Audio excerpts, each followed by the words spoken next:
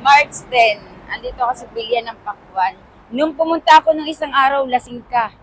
Grabe, Tulog ka. sumusuka.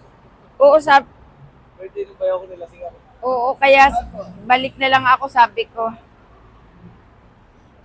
Hindi sanay mag-inom eh. Ah, ganda no? Super. Ito, at saka ito. Kuya Derek na lasing. Bukas pa sa iyo, inom. Magkano lahat? 340, tsaka 1,000 na lang. Ah, dito.